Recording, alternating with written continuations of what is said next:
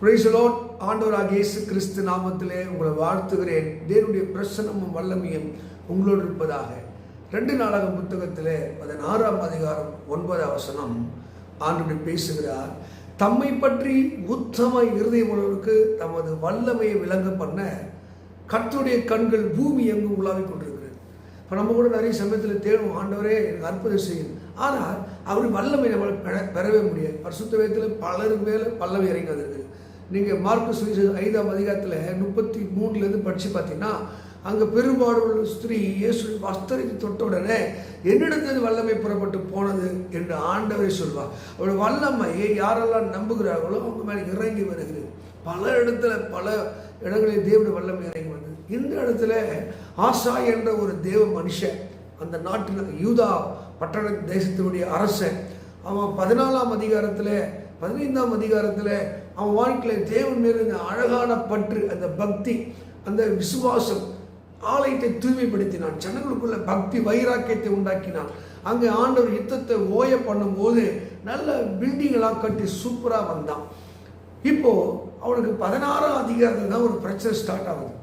என்ன பிரச்சனைனா, அங்கே பாஷா என்ற ஒரு அரசன், இஸ்ரேல் அரசன், அவன் என்ன பண்ணுறான், அந்த யூதா அரசனாகி ஆசாங்களை சண்டைக்கு வந்து இவனை சும்மா கேட்க மாட்டான்னு சொல்லி ஒரு குறுக்கால ஒரு பெரிய சுவரை அடைச்சி அவன் என்ன பண்ணுறான், அதை அவன் எதிர்ப்பு தெரிவிக்கிறான். அவன் என்ன பண்ணிக்கணும், ஒரு யூதா அரசன் தானே, இஸ்ரேல் அரசன் தானே, போய் ஜெபம் பண்ணிக்கணும், தூது அனுப்பியிருக்கணும்.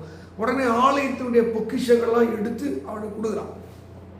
அவனை கொடுத்து செட்டிலேட் பண்ணிட்டு அடுத்தது என்ன பண்ணுறான், சீரிய நாட்டு அரசன்கிட்ட போய் இன்னொரு பெரிய பணம் காசெல்லாம் கொடுத்து, வா நீ சண்டைக்கு வா அப்படின்னு சொல்லிட்டு என்ன பண்ணுறான், போயிட்டு அந்த சீரிய அரசனும் யூத அரசனும் சேர்ந்து இஸ்ரவேல் அரசன்கிட்ட போய் சண்டை போடுறாங்க. அவன் சண்டையை நிறுத்திட்டு ஓடிடுறான்.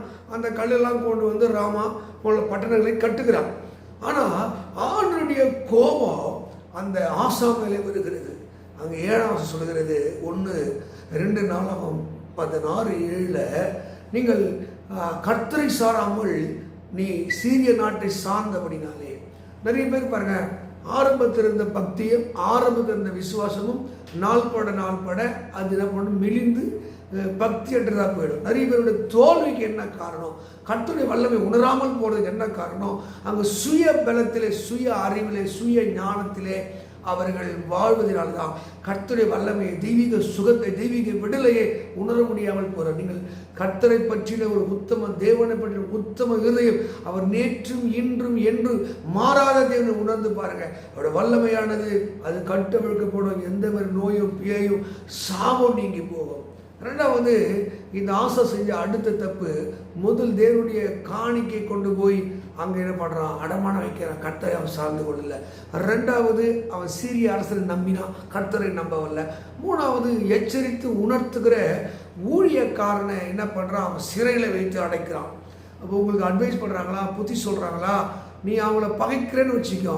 நீதிமொழிகள் 12:1 சொல்லுது, கண்டனையை, உபதேசத்தை வெறுக்கிறவர்கள், கண்டிப்பை வெறுக்கிறவர்கள் மிருக குணமாய் மாறுகிறார்கள். அப்படி பக்தி உள்ள அந்த ஆசா மெதுவா மிருக குணமுள்ளவனாக மாறுகிறான். அதனால தான் ஆண்டவர் சொல்றாரு, தம்மை பற்றி உத்தம இருதயம் உள்ளவர்களுக்கு தமது வல்லமையை விளங்க பண்ண கர்த்தருடைய கண்கள் அது பூமி எங்கும் உலாவிக் கொண்டிருக்கிறது. அருமையானவர்களே, இன்றைக்கு உன் நிலைமை இப்படி உங்களுக்கு கண்டிக்கும் போது, புத்தி சொல்லும் போது, அது தேவ வார்த்தையாக ஏற்றுக்கொள்வீர்கள். அவனை பகைக்கிறீங்களா? இந்த ஞான திருஷ்டிக்காரனாகிய தீர்க்க தரிசியை அவன் என்ன பண்ண, சிறையிலை போட்டு அவனை கொடுமையாக நடத்தினான். அதோட மற்ற ஜனங்களையும் அவன் கொடுமையாக நடத்தினான். 4வது என்ன செஞ்சான் பார்த்தீங்கன்னா, அவன் காலில் நோவு படுகிற போது, அடி வாங்குகிற போது அவன் கர்த்தரை அல்ல, அவன் பரிகாரியே தேடினான்.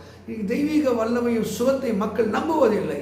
இந்த டாக்டர் இவங்க அவங்களாண்ட போனால், இவங்களாண்ட போனால் பரிகாரம் கிடைச்ச சுகமாயிடும். இல்லைங்க, கீழையாத்திலே பிசிறித்தல் இல்லையோ, ரணவைத்தல் இல்லையோ, ஏன் நீ சுகமாகலை, அந்த தேவனிடத்தில் வருவதில்லை, அவர் வல்லமை உணர்வதில்லை. இன்றைக்கு தேவன் உங்களை எச்சரித்து உணர்த்துகிற வார்த்தை, நீங்கள் அவர் வல்லமை உணரும்படியாக உங்களை மனம் திரும்ப செய்ய வேண்டும். நீங்கள் மனம் திரும்ப வேண்டும். ஆண்டவரே, என் மேல் உள்ள வல்லமையை விளங்க போன்னு சொல்லி பாருங்க.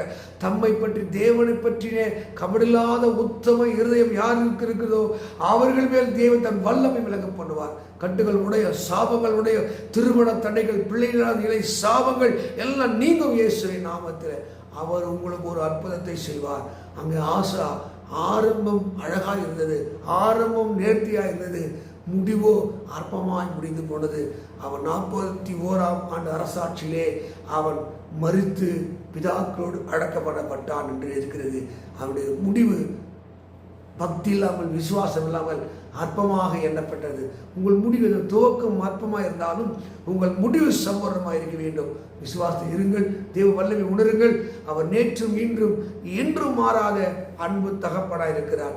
இந்த 2 நாளாகத்தில் அங்கே 16:9 வசனத்தின்படி கர்த்தர் தம் வல்லமை விளங்க பண்ணி உங்களை ஆசீர்வதிப்பாராக. ஆமென். God bless you. God bless you.